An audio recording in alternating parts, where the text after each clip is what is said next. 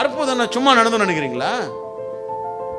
கடன் வேணும் சொன்னா வட்டி கொடுக்குறவன் வீட 10 வாட்டி தேடுறீங்க, 10 வாட்டி தேடுறீங்க. அந்த பத்திரம் இந்த பத்திரம், அவங்க வீட்டு பத்திரம் இவங்க வீட்டு பத்திரம், மனசாட்சி இல்லாம வாங்கி கொடுத்துட்டு வட்டியை வாங்கிட்டு அதுவும் கட்டாம அவன் எவ்வளோ வாட்டி ஃபோன் பண்ணாலும் எவ்வளோ திட்டினாலும் எல்லாத்துக்கும் ஓகே சாட்டிஸ்ஃபேக்ஷன் பண்றீங்களே.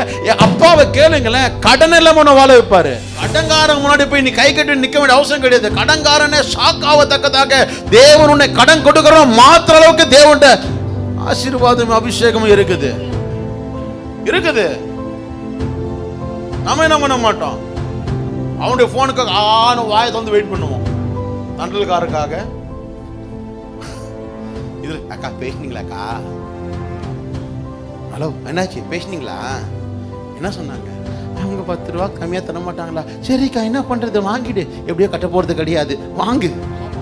அதே மாதிரி இவங்க தடை செஞ்சுட்டாங்க, இவங்க எனக்கு கொடுக்க வேண்டியது கொடுக்க மாட்டேன்றாங்க, தடை செஞ்சுட்டாங்க சொல்லாத, தடைய வட ஜபத்தை மாத்து. ஏன் ஏசப்பா யோசுவாவுடைய சொல் நீங்க கேட்டீங்க, யோசுவாவுடைய பேச்சு நீங்க கேட்டீங்க, சூரியனுக்கும் சந்திரனுக்கும் கட்டளை கொடுத்தீங்க, ஏன் ஜபத்தை நீங்க கேட்க மாட்டீங்களா?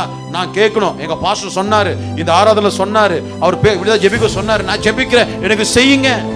படிக்காத மக்கு பிள்ளை கூட நீங்க என்ன பண்ணோம், நாங்க மக்கா இருக்க கூடாது, கொக்கா இருக்கணும். நான் சொல்றேன், ஹலோ, நம்ம ஆண்டவர் நமக்காக யாவும் செய்து முடிப்பார். ஒரு சூரியன் யோசுவாவுடைய ஜபத்தை கேக்குதுன்னா, ஒரு சூரியன் ஒரு சந்திரன் யோசுவாவுடைய வார்த்தைக்கு கீழ்ப்படிது அப்படின்னு சொன்னா, அப்ப யோசுவாவுடைய விசுவாசம் எவ்வளவு பெருசா இருக்கும், யோசுவாவுடைய நம்பிக்கை எவ்வளவு பெருசா இருக்கும். யோசுவா மேல தேவன் வைத்திருந்த அந்த அந்த இமேஜின் பாருங்களேன்.